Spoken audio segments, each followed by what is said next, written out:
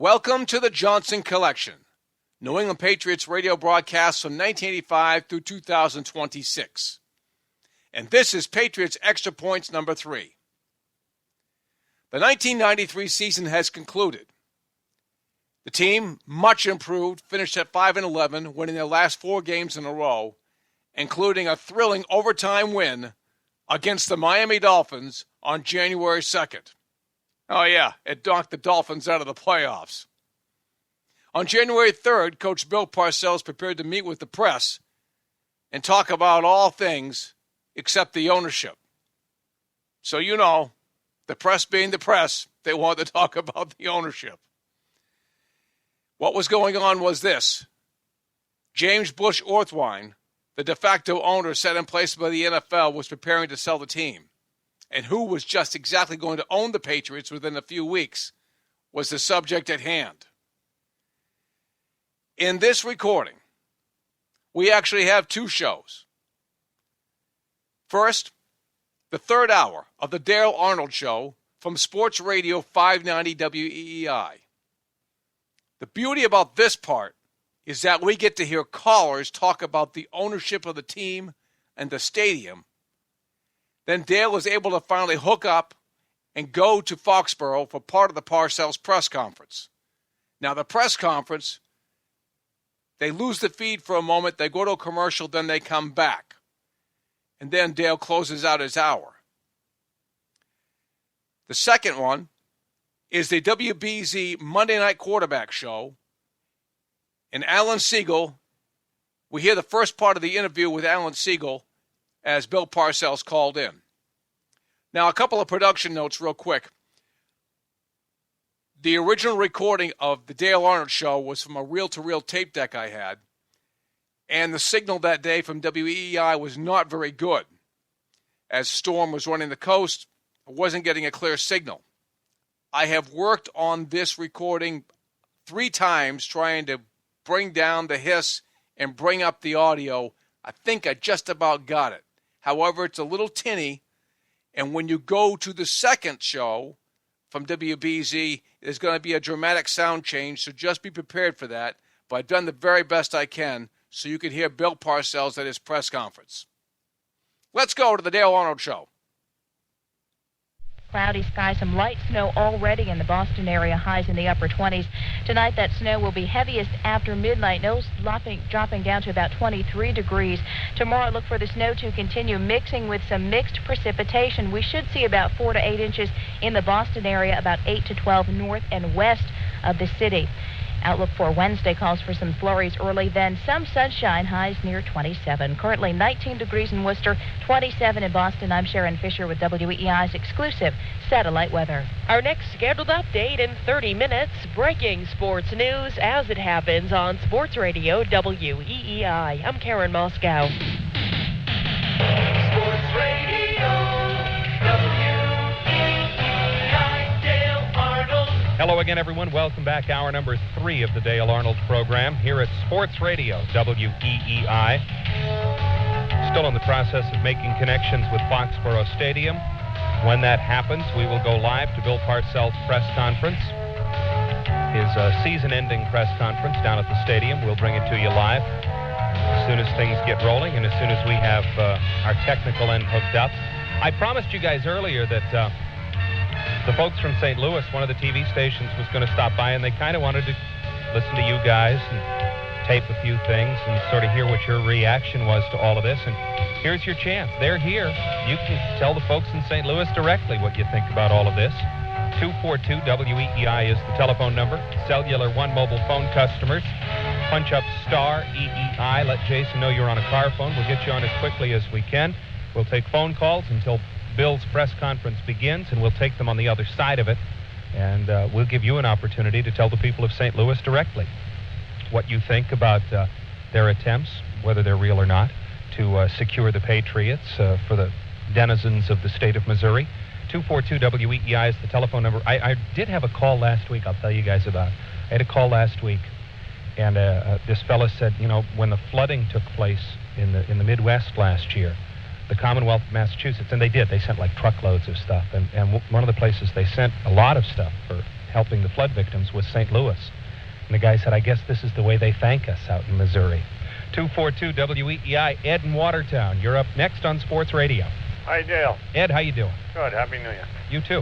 Hey, you had some windbag on from Cape Cod telling us how good the Patriots were. Mm-hmm. And I don't see them in next week's playoffs. Correct you are. Yeah.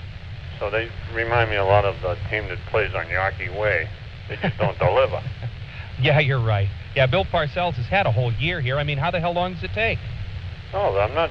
When he didn't mention Parcells, he just said how great the Well, and I'm mentioning Parcells and telling you he's been here a whole year. If he can't get him in the playoffs in 1 year, he's not worth the salt.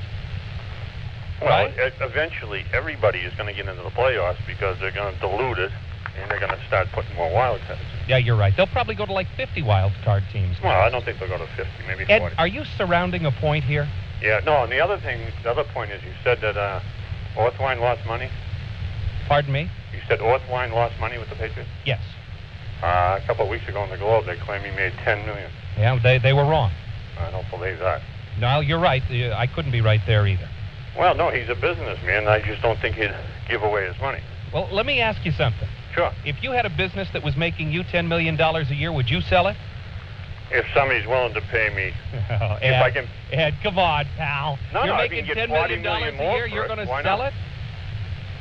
And if you're not going to get a megaplex and you have to pay out a ridiculous amount of money for a lease at Foxborough... Well, if he's making $10 million, that ridiculous lease at Foxborough obviously isn't hurting him any, is it?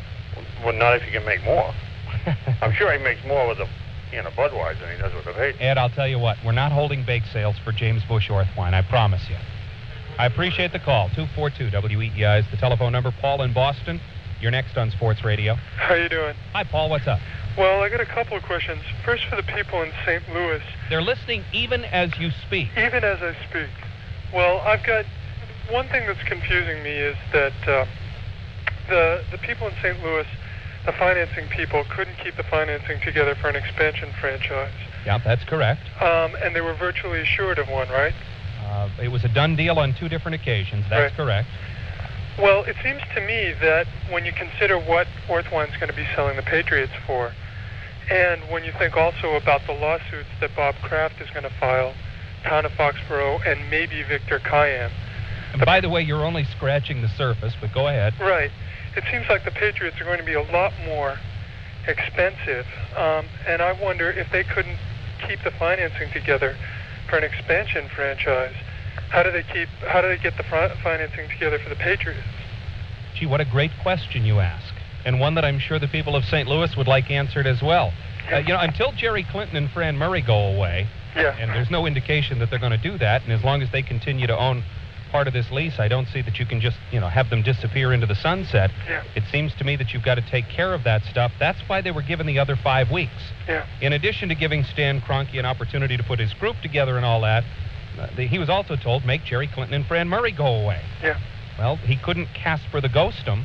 Yeah. So, I don't know. As I understand it, Jerry Clinton's still there. I mean, New Year's Eve, he told the world, we're ready to put together a brand new group and get those Rams here in St. Louis. Yeah. So it doesn't sound to me like he's about to steal off into the silent night. Yeah. I mean, the other question that I have, though, with all this is not for the people in St. Louis, is about Hold building... on, wait a minute. I'll tell them they can't record this part. Okay, go ahead. Okay. Is about building the new megaplex. I believe we need a new convention center in Boston.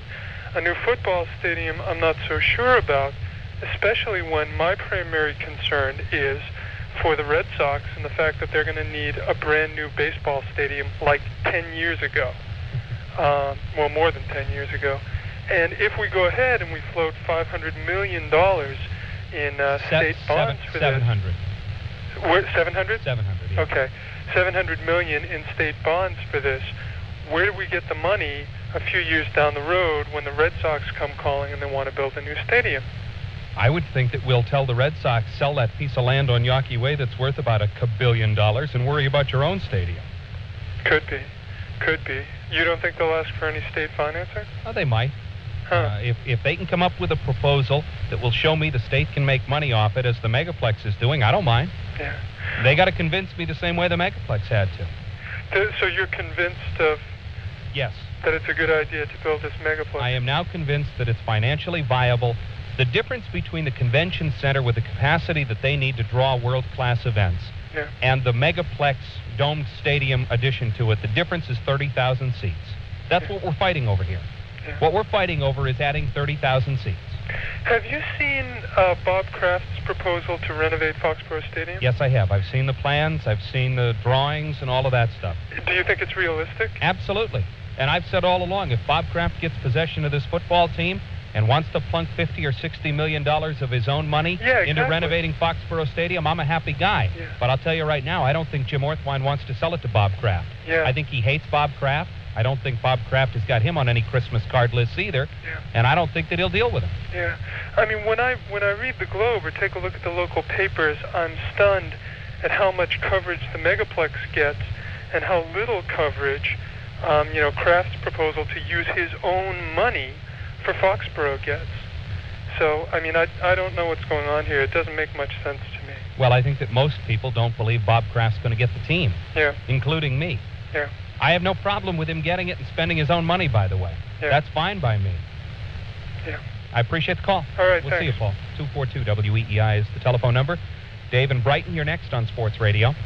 Hi, Dale. This is Dave. Hi, David. Just wanted to say that I think St. Louis deserves to have a football team, but they don't deserve to have the New England Patriots football team. I think that the New England fans deserve a team even more than they do. And I don't think that the Pats will perform in St. Louis. I think Parcells won't go to St. Louis, and Bledsoe doesn't even want to play in St. Louis. And I think that the NFL really screwed up I think that just about covers it. in not giving St. Louis a team. I mean, they really do deserve to have a team, but why give them our team? It's just ridiculous. The football fans in St. Louis absolutely deserve to have a football team. It's the people in the corporate end of it, the ownership squabbling, and those people who don't deserve anything. They're the ones who messed it up for the football fans of St. Louis. Certainly not the football fans of New England. It's not our fault that Fran Murray and Jerry Clinton wouldn't go away. Absolutely, and for some reason we're expected to pay the price for that, to pick up the waste. There's a great plan. Yep. I'll see you. Thank you. Bye-bye. 242 WEEI. Let's go to Eddie in Boston. You're next on Sports Radio. Hi, good morning, Dale. Hi, Eddie. I was listening to that last caller, a couple of callers back there, the guy you were so cleverly sarcastic with. And I don't claim to know much about the financial structure of the NFL. I have been looking at precedent cases, like moves from like with Robert Irsay and the Giants and other sports teams. But the thing that caller brought up that puzzled me was, I remember reading a while ago, and this was when Rozelle was commissioner of football, that they had such a lucrative TV package that it was possible for a team not to even sell any tickets and still come out in the black because the money was split equally. It wasn't split between New York gets a bigger percentage than Chicago, but Chicago gets a bigger percentage than Boston, et cetera, et cetera. Well, I've never seen the quote, but I would guarantee you that if he said that, he was talking about a team in Green Bay or someplace like that with a price structure and a structure as far as expenses a heck of a lot lower than a team in the city of Boston. Absolutely. But like I said, I had a lot of respect for Pete Rozelle. He might have rubbed a lot of people the wrong way, and I know his fights with Al Davis were legendary, but he was a strong commissioner. Eddie, I got to take a quick break. I'm sorry. We're trying to make connections down in Foxborough. We'll take a break, come back with more in just a moment. Sports Radio, WEEI. Did you hear the I-Man this morning? I'm not going to be mean to Bernie this year. I'm not going to... Wait a minute. Let me write this down and jot down a time. By the way, you can throw the list away. I think I'm going to get married. Ooh, I may not get married this year, but I am going to get married. When she gets out of school? He's on the dean's list. Imus in the morning, weekdays 6 to 10, only on Sports Radio WEEI. Oh, we've got balls. Sports Radio, WEEI. Technical difficulties or no, we're going to attempt to go to Foxborough Stadium and Bill Parcells' season-ending press conference right now. It's an awful lot of careers, but... Would you say from a head coaching standpoint, it's difficult to keep the coaching staff cohesive because of the pressure? No, in fact, I was right in the middle of one in the last championship series I was in where one of my assistant coaches, Bill Belichick, was being pretty actively sought of as a head coach. And here I am saying, well, this is the championship game. We got to pay. But this kid, he bled the blood for me for all those years, and you gotta give him, his due. He's got to have that opportunity if it comes his way. And so I didn't resent that in any way, other than I think I told him just whatever I could do to help you, do it, and you just keep me posted. Hey, I had two guys, Tom Coughlin and Bill Belichick. And Tom Coughlin's trying to come up here and recruit and come back and coach my receivers, But he's a special kind of guy because he didn't, he won't sleep, to get it done. You know what I mean? In fact, he just called me this morning. He had a couple things he wanted to yell at me about. One other thing, yesterday's incident with Buddy Ryan, did that surprise you, or do you think that the incident with Buddy Ryan? What incident was that? What happened? Did you make contact with him? Huh? Well, you would ask for him. Oh. I was just curious. Why would I comment on that? I know both of the fellas. I like them both. I don't know what happened. I didn't know if there was anything getting to this emotionally intensity of the I've had a few coaches I'd like to punch. And I'm certain there was a few that would have liked to punch me.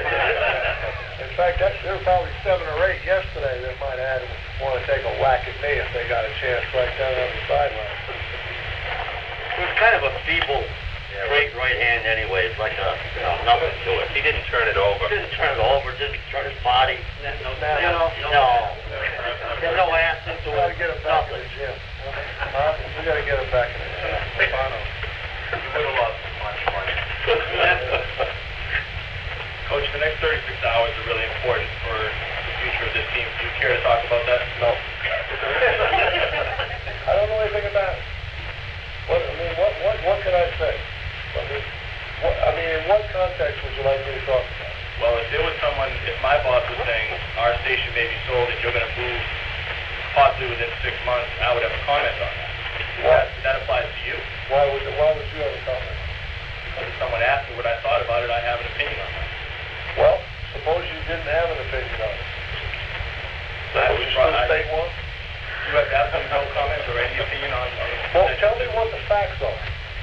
You tell me what the facts are. If you're dealing in hypothetical situations, which you are, I don't have a comment on it. If you tell me what the facts are, then I don't have a comment on it. The facts are what? The facts are, as I see them, within the next... Does that make them accurate, first of all, as you see them? I believe so. Okay, go ahead. Within the next 36 hours, the state legislature will have to pass a bill that says whether or not a megaplex will be built. If it's not passed, the perception is, both in myself and perception. Okay. My opinion. So we're away from facts now. And into perception, is that what you're telling me? Well, I can't read the future. Well, neither can I. But you're asking me to talk about it. I'm asking you if I was to place a hypothetical situation. I don't want to talk about hypothetical situations. Let's talk about the facts.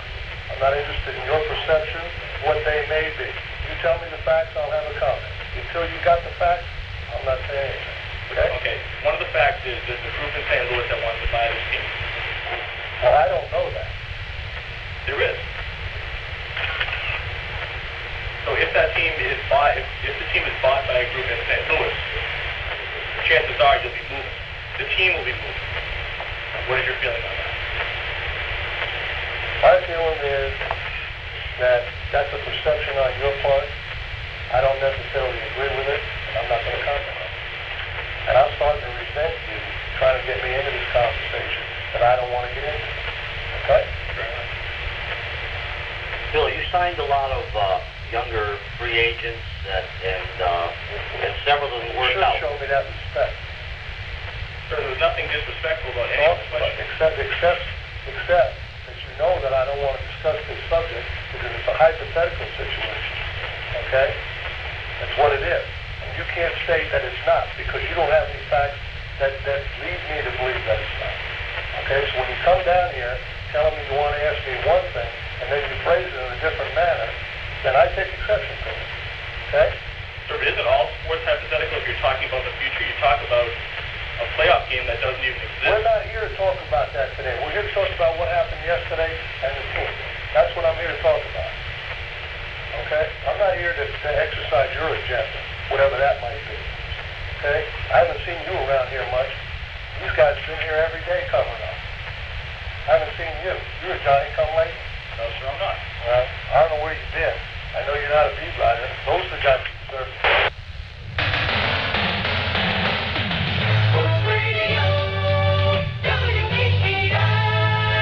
We apologize. Our line has crashed from Foxborough. They are in the process of trying to reconnect, and if and when they're able to do that, we'll go right back to Bill Parcells. I knew it was going to be all his A material in his last press conference of the year. Until we can reconnect there, we'll go back to your calls at 242-WEEI. Don in Waltham, you're next on Sports Radio. Hey, how you doing? Hi, Don. I just have a quick message for the people and the football fans in St. Louis. Hold on. I think they're listening even as we speak. Beautiful. I was going to say that you, the football fans of St. Louis, know how it feels to have your football team taken away from you. So please don't take ours. Short, sweet, and to the point. Nicely put. That's it. See you later. Bye-bye. 242-WEEI is the telephone number. Frank in Scituate, you're next on Sports Radio. Hello, Dale. How are you? Hi, Frank. How you doing? Good. Listen, I can't help thinking Parcells is not an easy interview, is he? He does like to make you earn your money, doesn't he? Oh, man, does he ever. Listen, I just had a brief comment, Dale, that something no one has mentioned so far. I'm thinking of George Santayana's quote that if you don't read history, you're doomed to relive it. The St. Louis Cardinals originally were the Chicago Cardinals, and were one of the two teams out of the old AFC that were merged with the NFL, the other being the Browns. And they didn't last in St. Louis. The Browns went to, the St. Louis Browns went to Baltimore. The Hawks have gone to God knows where. It's a National League baseball city. It's a one-sport city.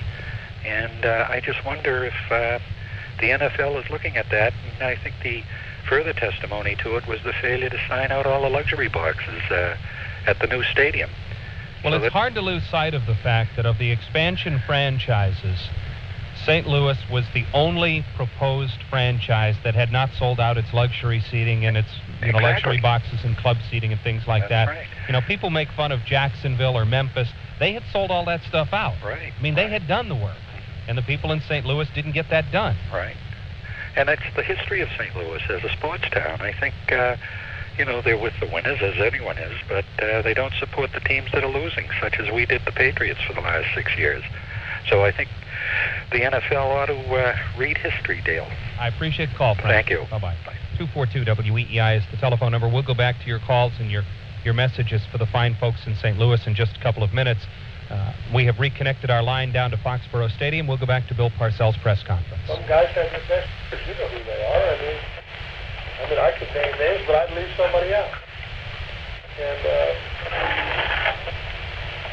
quite frankly, I think there's a lot of room for improvement in a lot of areas. You've gotten up less those cases at times. Other times you've praised him. On balance, though, here's a kid coming out of college, first round draft. You didn't know if he'd start. Now he finishes off pretty strong. What was this season like? How much? Well, it was.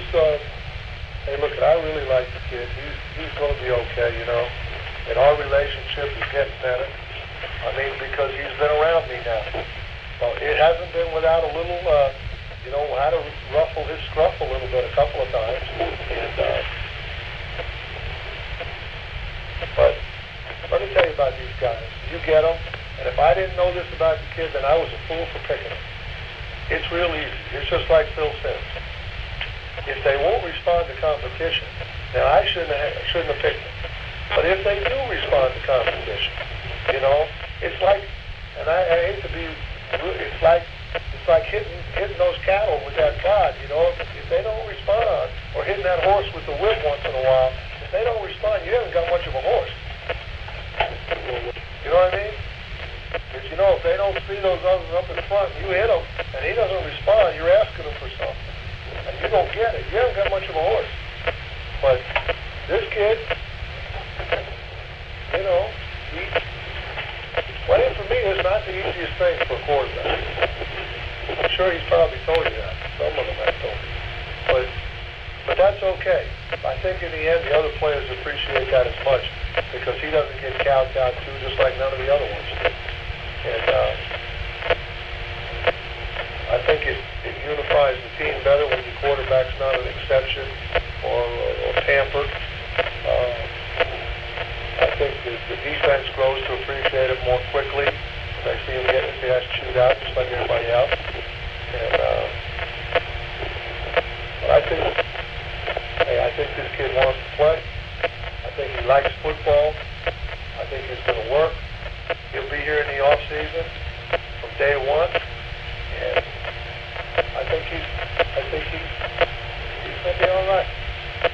But I also saw tremendous improvement in Scott Zolak this year. I mean, I know you didn't see it on the field, but I wouldn't be afraid to play him. I'll tell you that. He's last half of the year, he's been pretty good on our scout team. You know, I told him, I said, Zolak, if we could just take those cards to the huddle, show you a card, we got a hell of a quarterback here. True. He can fire things on those cards, man. Will he be the number 2 quarterback going into next year? Well, I don't know. Now, you know, let me tell you about the camp, Terry, and I think as the ensuing years go on, you'll see this. I go by what I see every year in camp. We just kind of start putting the team together, and, you know, hey, there's some incumbents, but I tell them all, I'm going by what I see. And if this year you happen to be one of those incumbents that just can't quite get it going, and someone other young guy just kind of gets it going, and he gets in there, then you're back to the Wally Pitt story after that. What areas, and obviously you want to improve in all areas, but what areas do you think are most critical? Most critical? Well, first of all, I think we need to get bigger. Defensively, particularly. And I'm not kidding, you know. We need to get bigger. We're too little. But, you know, you can get bigger by developing weight program. You know, a kid like Dwayne Sapp went from 235 to 255. Like a kid like Todd Collins now, see, this season's beating him down. He's lost, if you've noticed, he's probably 10, 12 pounds lighter than what he was when the season started right now. Having to play a lot, you know, and so we got to try to find a way to keep some of those guys a little bit up. My secondary, we're just too little. I mean, I don't want to say these guys can't play, they can play, but we need to get a little bit bigger back there, in some respect. Offensively, size-wise on the offensive line now, we're not too bad. You notice I got a 2 or 3 young 365, 300 guys around here. I'm hoping 1 or 2 of them can come along. But I'll still be looking there, too. People have suggested that a pass rusher, a pure pass rusher. Sure. With everybody. There's not a team in the league that doesn't want one. You don't have them. Let's just have one guy in the defensive line who's a pass rusher. You don't think that any one. Would that be the priority? Well, I know. It's not a priority. I want a good football player, defensive line. You know, I don't want just a pass rusher. I want a guy who can play and rush the passer. You know, that's what I want. I think the more of those you got, the better off you are.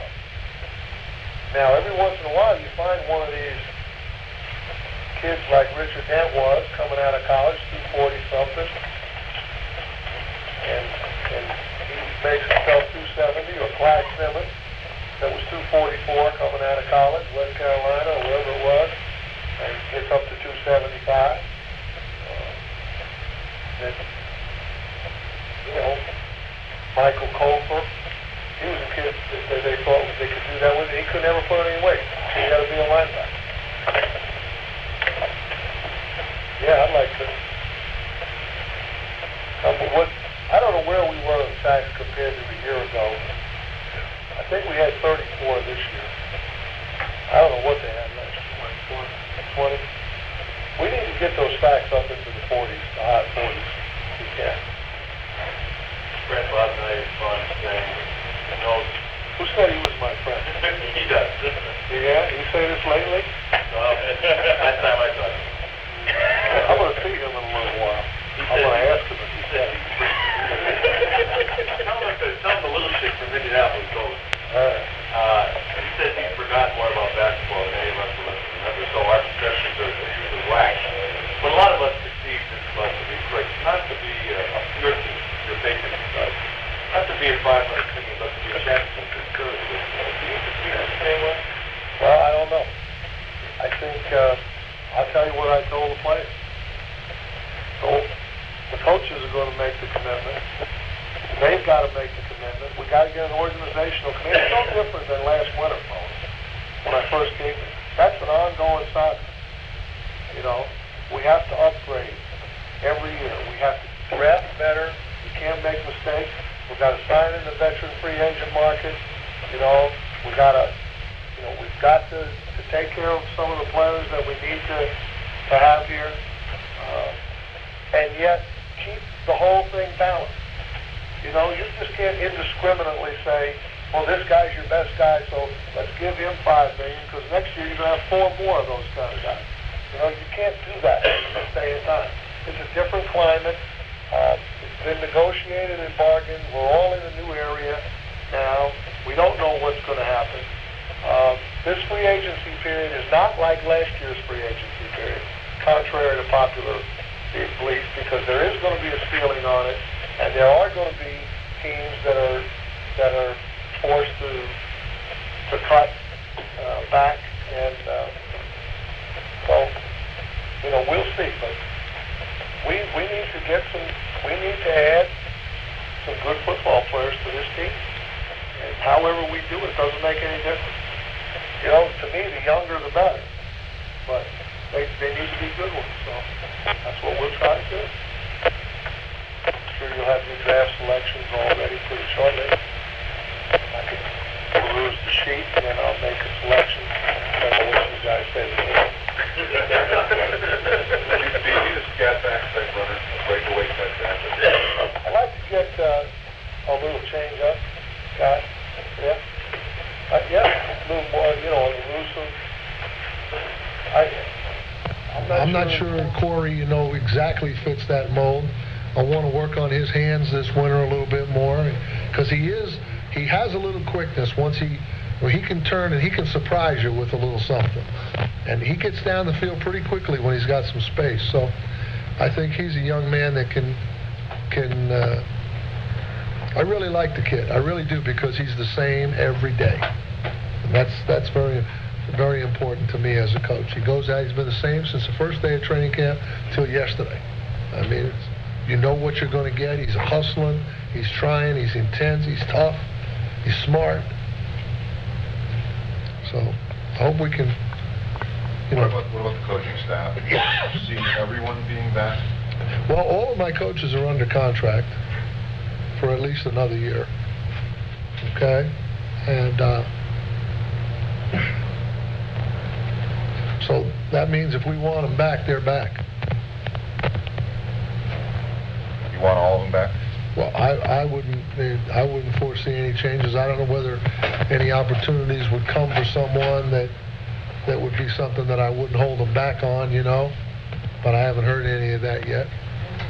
Bill, are there guys this morning in that room that you know, I'm talking about players, that you know are not going to be back, and what time frame did before you... I told all the players if they wanted to know what their status was in any regard, both players that are under contract and that aren't under contract, restricted, unrestricted, or signed up for 10 years. If you want to talk to me about what your situation is, come on in. I had probably 7 or 8 do that today.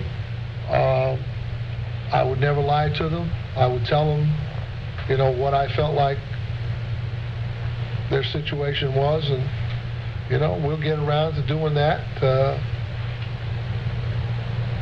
You know, as I said, I know a percentage of the team's going to change.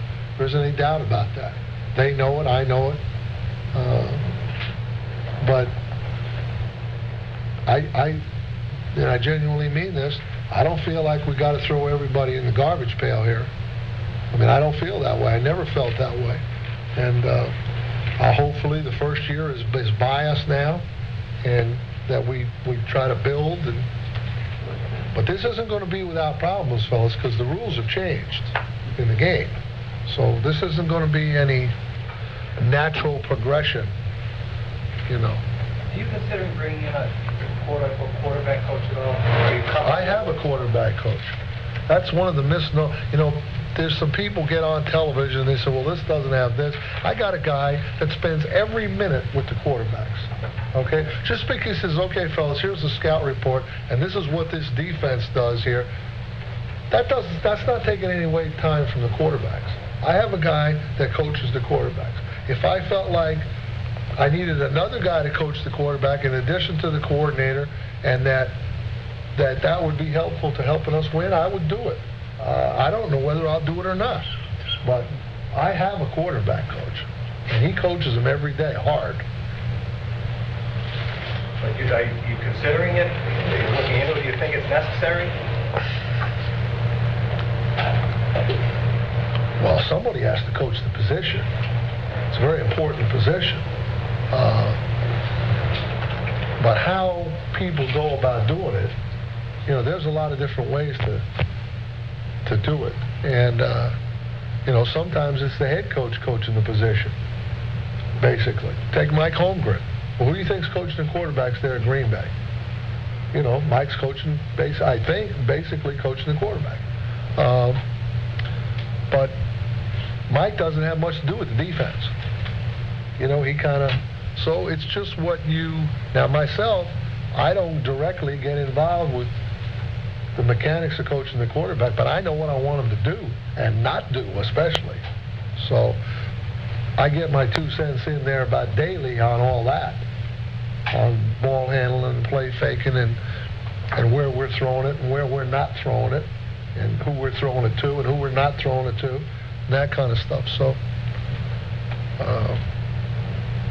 if I thought it would help us, I would consider anything that I thought would help us. I don't basically like to have too big a coaching staff. I think you can get too many guys around.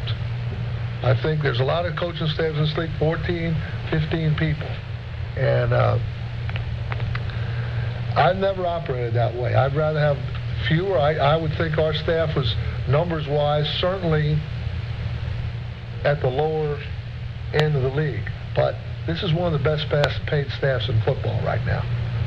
You know, so I try to get good guys, and I try to pay them. So, you know, they have a hard time leaving me once I get my hands on them for about 8 or 10 years. You know, because they're at the point where there's no place to go where you can get paid that kind of money. So, I don't mean that.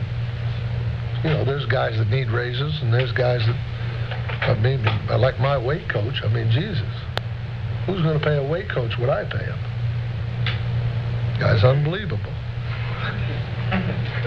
When I first met him, he had bib overalls on and a t-shirt, you know, and that southern accent from Mississippi, talking about being tough, and that's all I want to be is tough and win football games. Now he's got a Gucci watch.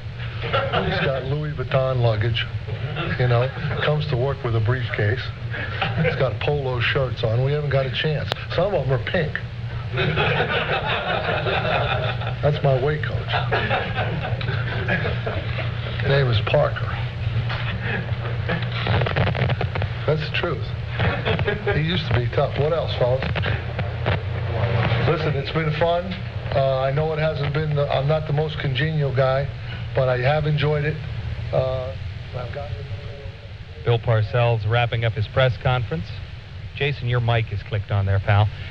We want to thank the folks at New England Cable News who helped us clean up the audio on our sound there at the end of that whole thing. Bill Parcells is right now saying goodbye to everybody, saying it's been fun. Well, it has been fun. That's what we've been talking about.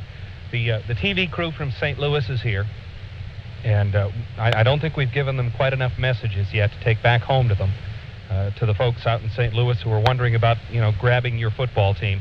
So we're going to take a quick break. I know we're behind a break there, and then we'll go right to your calls and finish it up till the top of the hour. 242-WEEI is the telephone number. Right back to the calls in just a moment here at Sports Radio, WEEI. You're listening to the Johnson Collection.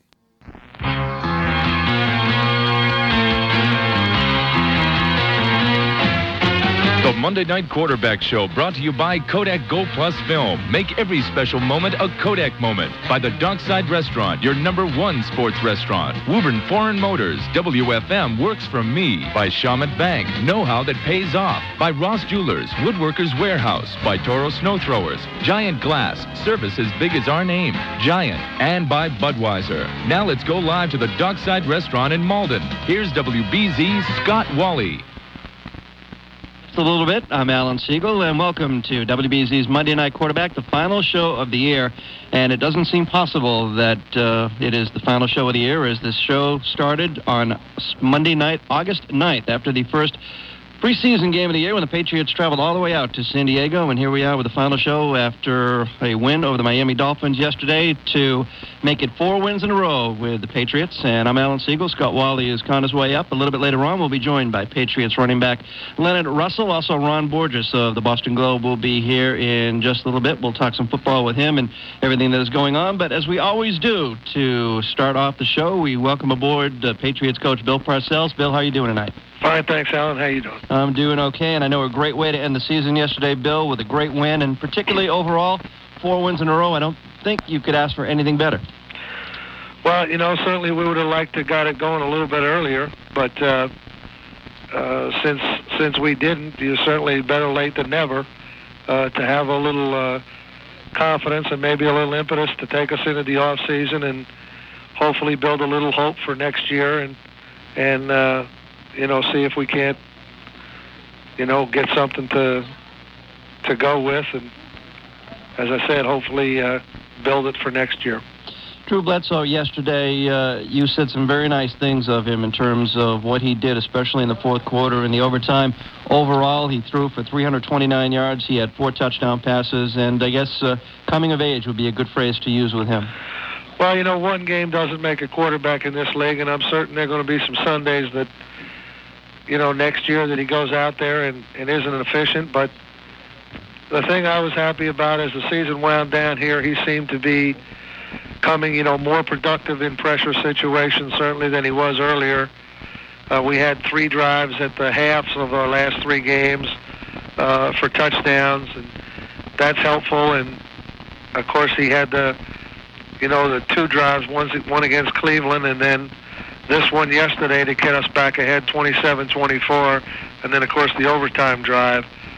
So, he's gotten his team in the end zone a little bit better lately than earlier, and that's what a quarterback's job is, and the numbers really don't mean much, and the passing statistics don't mean much, but the touchdowns do, and the last few weeks he's been able to get this team in the end zone quite a bit, and that's encouraging.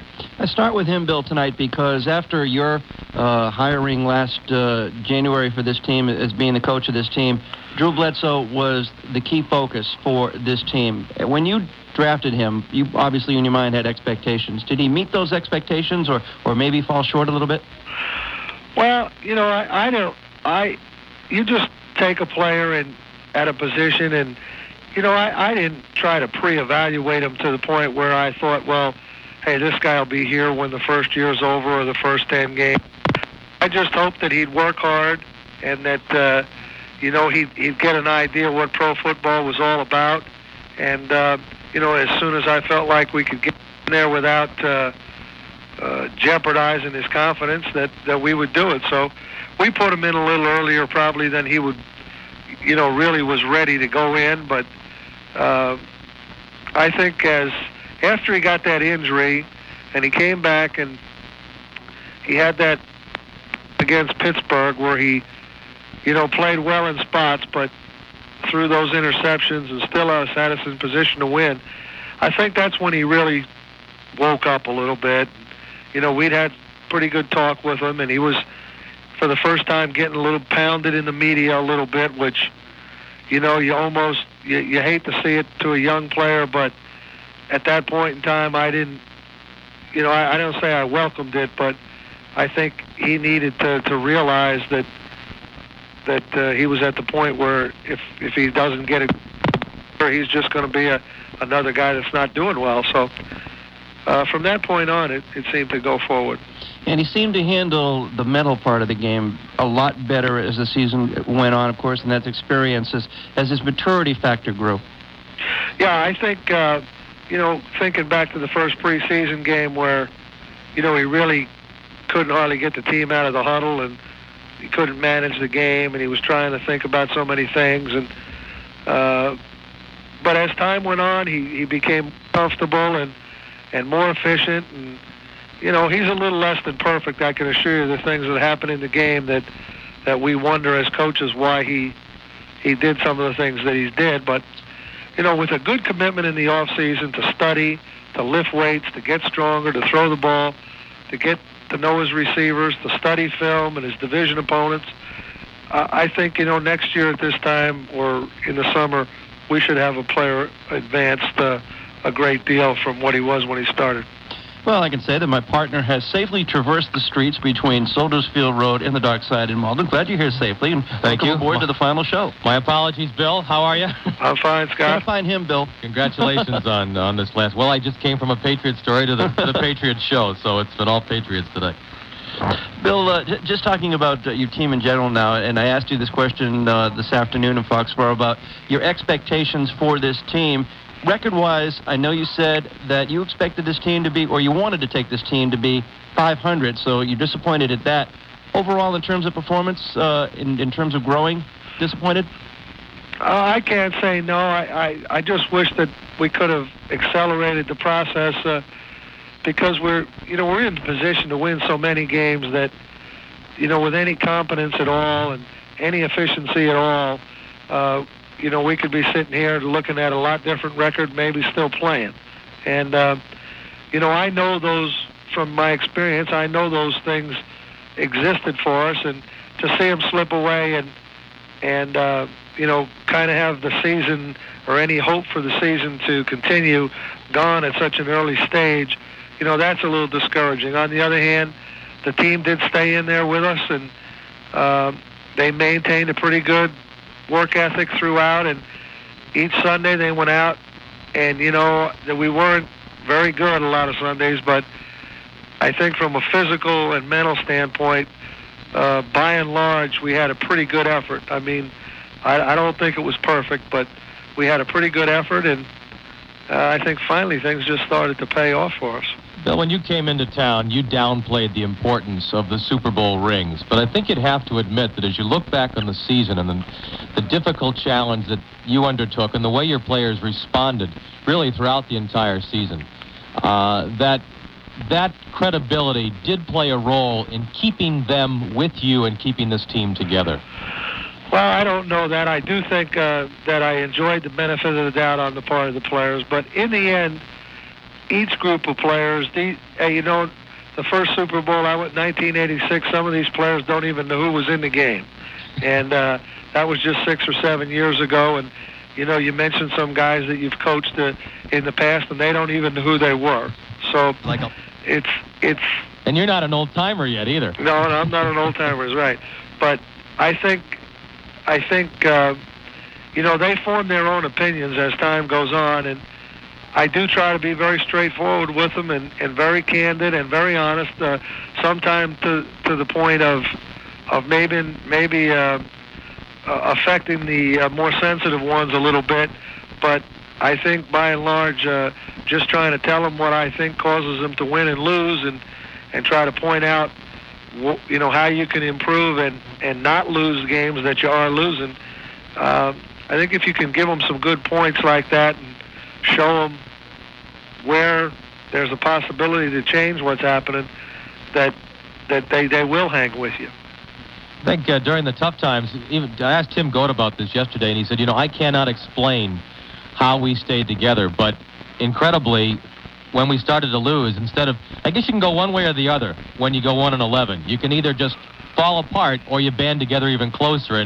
And with the Patriots, it seemed to even create a tighter bond with these players. I think so. And, and I know I called it to their attention. I say, everybody's telling you how bad you are. And really the only thing that's in here is what we have in this room here, players and coaches. And that's all we really have. And, once you give that up, then you're just on your own. And, it's always better to have a few guys with you and working hard and, trying to get something done. So I think they understood that. And as I said, by and large, for the most part, try to stay together. We're talking with Patriots head coach Bill Parcells here in our final Monday night quarterback show. I'm Scott Wally with Alan Siegel, broadcasting from the dockside in Malden as we do every week, and we'll continue with the coach in just a minute. Stay with us. You have been listening to the Johnson Collection.